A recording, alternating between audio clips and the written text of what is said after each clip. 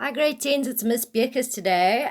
Today's lesson, we're going to be focusing on your book, which is Romeo and Juliet. So, you should have definitely been done with Act 2 by now. So, just a reminder, here's my notes.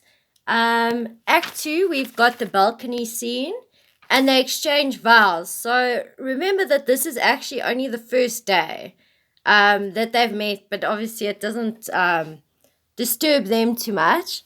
After that, then Romeo, so now we're on the second day, Romeo runs to Friar Lawrence and he says, please marry us. Now, I don't know what you think of Friar Lawrence's agreement here because he agrees because he thinks it'll end the feud. So I don't know if you think that's for the benefit of the town or he wants some of the glory. Then we realize, remember when in Act 1, Tybalt was very upset that Romeo was at the party, so he's actually sent a letter to Romeo, and everyone knows that that letter must be a challenge.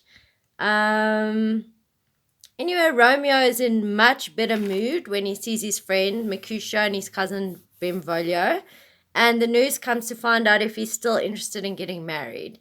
So he obviously is. He's gone to the friar and organized it. He tells her. She goes back, tells Juliet, and they get married. All right, and remember that you must be using those spark notes. Unfortunately, I wasn't able to get a modern English Romeo and Juliet for you. That was legal for me to put up on Moodle. So yeah, please use spark notes. You just Google No Fear Shakespeare Romeo and Juliet, and the side by side will come up. All right. Anyway, so you should be reading Act 3, guys, by now. And I'm going to focus on what happened in scene 1 and 2. So the first thing that's happened is we've got a little bit of comic relief. Now, comic relief usually indicates that something really bad is going to happen soon, or something bad has happened, and then it just like gives us a little bit of a break. So Mercutio and Benvolio are like messing around, and Tybalt comes there and he looks for Romeo. But the words he's using, like consort and things like that, makes Mercutio very angry, and he already wants to fight Tybalt. Eventually, Romeo comes, and Romeo is really in love, and he's just been married like a few hours ago. So he's trying to explain to Tybalt that he doesn't want to fight and he loves Tybalt like family, just can't say why. Obviously, because no one knows except for the friar and the nurse, and maybe like Peter, who's the nurse's servant by now. Yeah, so he can't explain why. Tybalt is angry as it is, so this is definitely going to come off as sarcasm. They've probably never had a conversation before. Okay, so I think you can see from Tybalt's side that this, oh, I love you so much, man, was going to come off as very insincere from Romeo.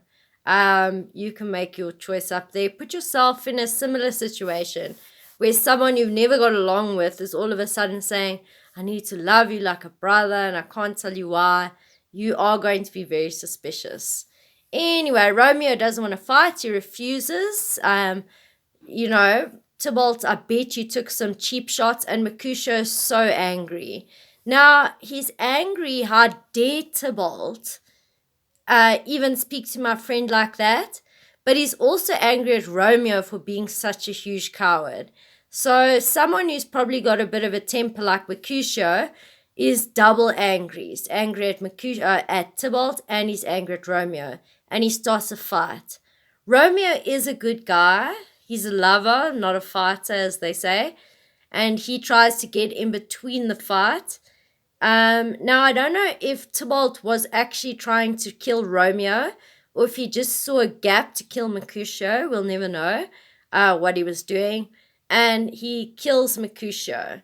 And the last thing Mercutio says is a plague on both of your houses. Now, I don't know if you think that's fair. It's a thing that you can reflect on is, do they deserve to be plagued?